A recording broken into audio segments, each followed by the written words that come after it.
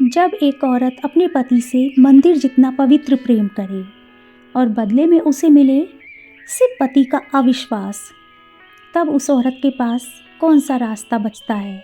यही सब जानने के लिए चलिए सुनते हैं सुभद्रा कुमारी चौहान की एक बहुत ही मार्मिक कहानी, ग्रामीणा।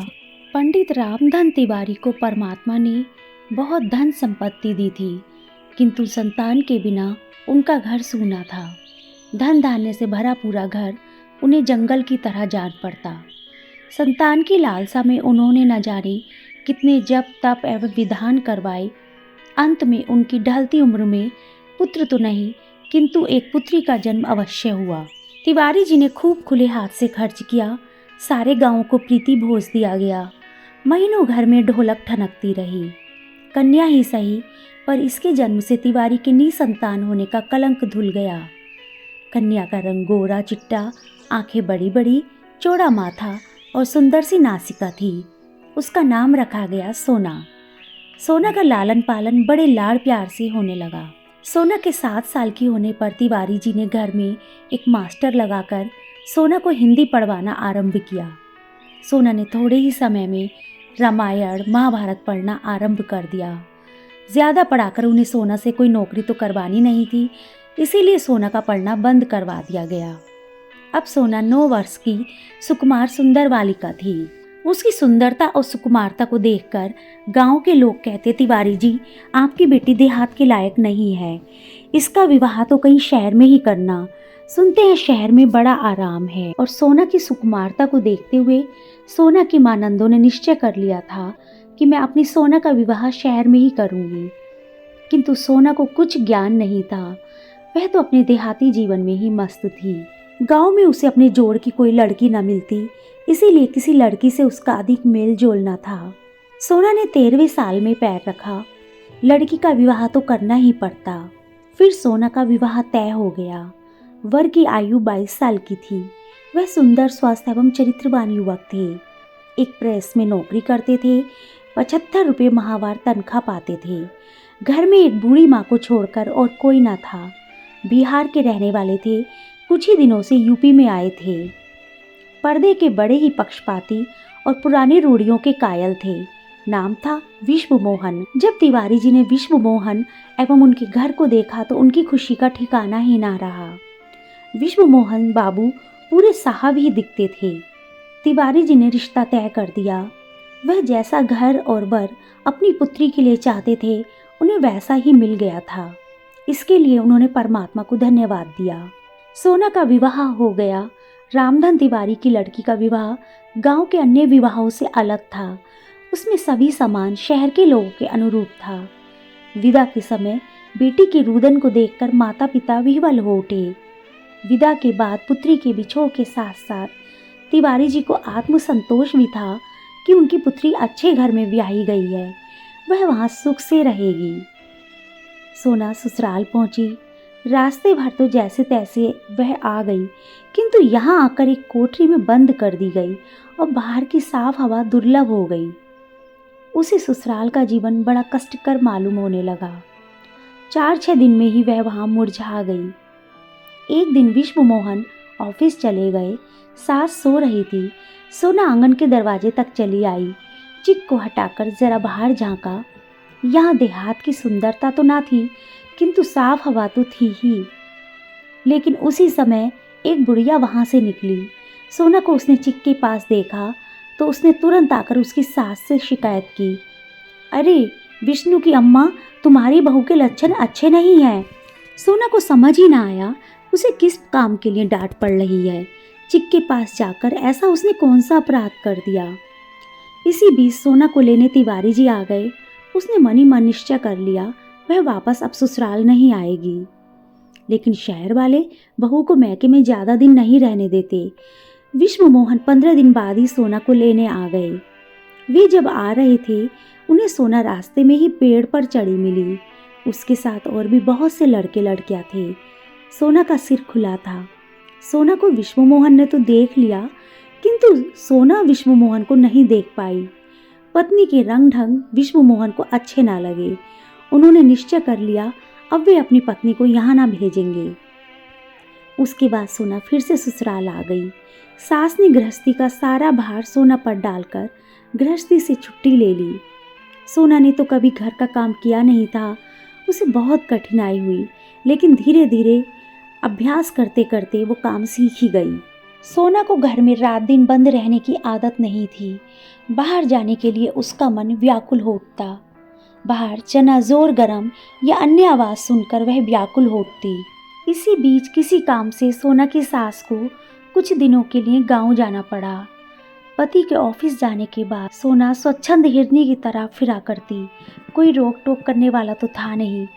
कभी कभी वह चिक से बाहर भी चली जाया करती। आसपास की कई औरतों से उसकी जान पहचान हो गई थी। वे लोग सोना के घर आने जाने लगी, परंतु वे घर से बाहर आकर सोना के बारे में तरह तरह की बातें करती थी। धीरे धीरे इन बातों की चर्चा विश्व मोहन के कानों में भी जा पहुंची। उन्होंने गांव से अपनी माँ को बुला भेजा। साथ ही सोना को भी समझा दिया कि वह संभल कर रहे।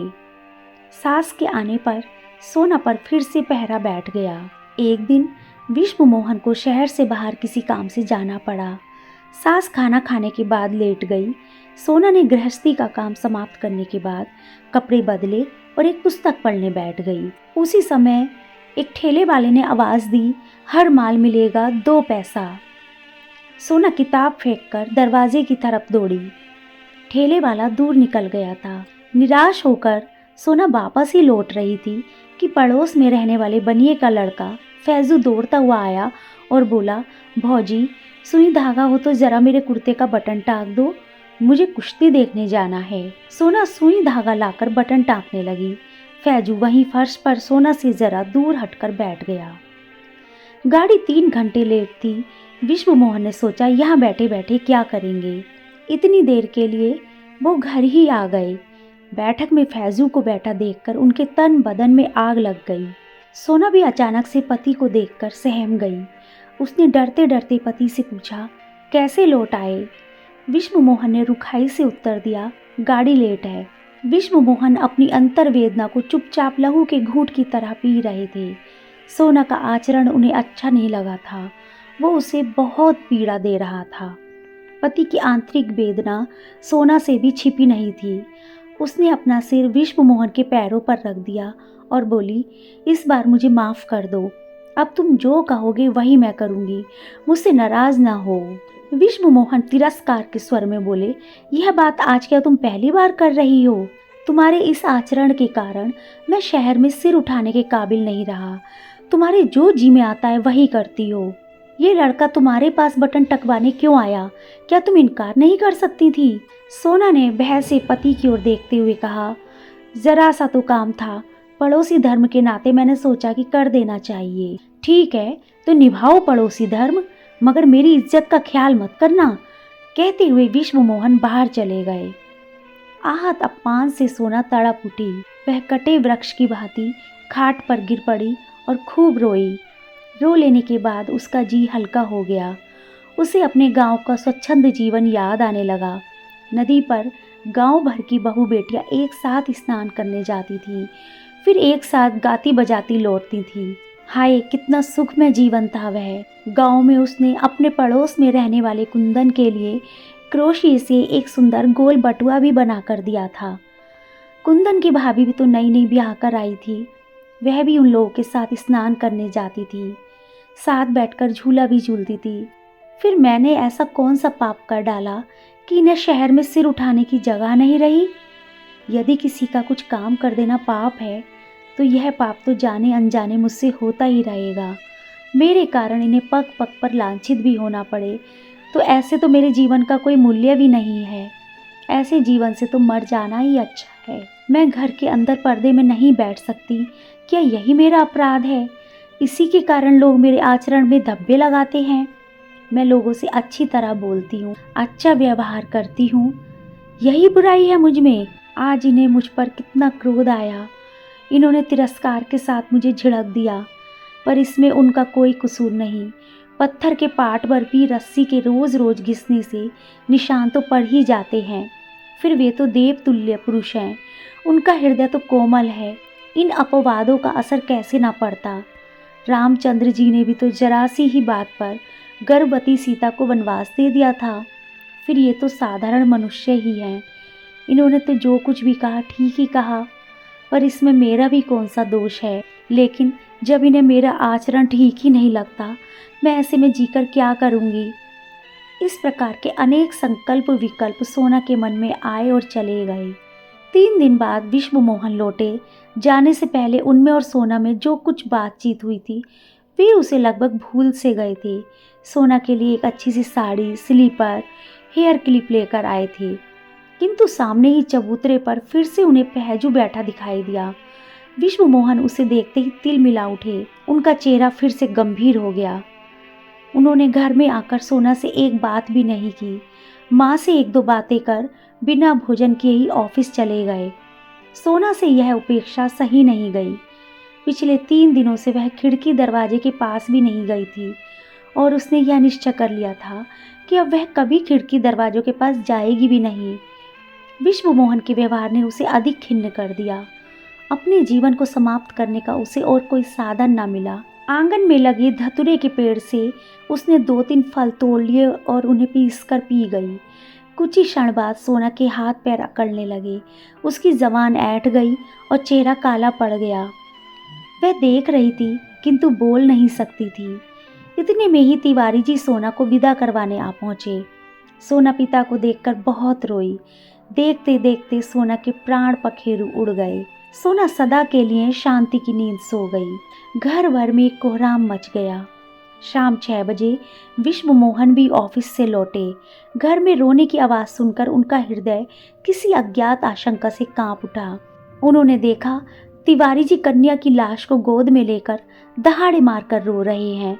इस बीच तिवारी जी कई बार कन्या को लेने आ चुके थे, किंतु विश्व मोहन ने विदा नहीं किया था। विश्व मोहन व तिवारी में कोई खास बातचीत न हुई। अंतिम संस्कार के बाद जब विश्व मोहन लौटे तो मेज पर उन्हें सोना का पत्र प्राप्त हुआ। उन्होंने पत्र खोलकर पढ़ना आरंभ किया। मेरे देवता, मैं मर रही हूँ। मरने वाला कभी झूठ नहीं बोला करता। आज तो अंतिम बार विश्वास कर लेना। मैं निर्दोष थी। मुझे लगता है या तो ये दुनिया मेरे लायक नहीं या मैं इस दुनिया के लायक नहीं। इस छल कपट से परिपूर्ण संसार में मुझे भेजकर विधाता ने उचित नहीं किया। आप मेरी एक कठिनाई नहीं समझ सके। एक वातावरण से दूसरे वातावरण में पहुंचकर मैं अपने आप को शीघ्र ही उस वातावरण के अनुकूल नहीं बना पाई। अपने मरने का मुझे कोई अफसोस नहीं है। दुख तो बस इतना है कि मैं आपको सुखी ना कर सकी। अभागिनी सोना। विश्व मोहन पत्र पढ़कर ठगे से रह गए। कितने ही सवाल हम सबके बीच छोड़कर सोना हमेशा के लिए शांत हो गई। कहानी सुनने के लिए धन्यवाद।